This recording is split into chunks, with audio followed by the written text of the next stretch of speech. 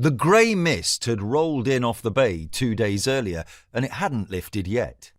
It softened the edges of objects within easy sight, but out beyond 10 or 15 feet, it fell across everything like a damp, cold veil. June was often the time when it was at its worst. They called it June gloom for a reason.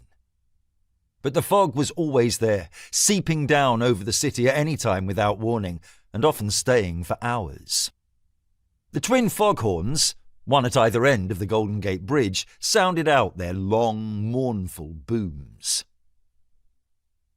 John Milton had been in town for 4 months, and he still found it haunting. It was 9 in the evening, the street lamps glowing with fuzzy coronas in the damp mist. Milton was in the Mission District, a once blighted area that was being given new life by the artists and students who swarmed in now that crime had been halted and rents were still low. The streets looked run down and shabby. The girl Milton had come to pick up was sitting on a bench on the corner. He saw her through the fog, difficult to distinguish until he was a little closer. He indicated right, filtered out of the late evening traffic, and pulled up against the curb. He rolled the passenger side window down. The damp air drifted into the car. "Madison?" he called, using the name that he had been given.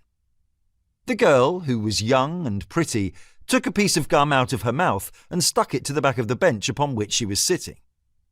She reached down for a rucksack, slung it over her shoulder, picked up a garment bag and crossed the pavement to the Explorer.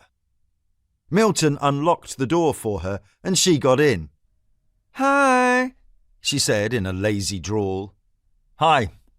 Thanks for being so quick. You're a lifesaver." "Where do you want to go?" "You know the McDonald's in Balboa Park?" He thought for a moment. 6 months driving around San Francisco had given him a decent grasp of local geography. "I know it. That's where we're headed." "Okay then." Milton shifted into first and eased back into the light traffic. The rush hour had thinned out, and he settled in, bringing the car up to a steady 45. He glanced in the mirror at his passenger. Madison had unzipped her rucksack and pulled out a thick book, a textbook by the look of it. The dispatcher had mentioned a blonde, but her skin was a deep brown, almost black. Her hair was light, straightened, and Milton wondered if it might be a wig. She was dressed in jeans and a chunky sweater. Definitely attractive. She read in silence, and Milton turned his attention back to the road.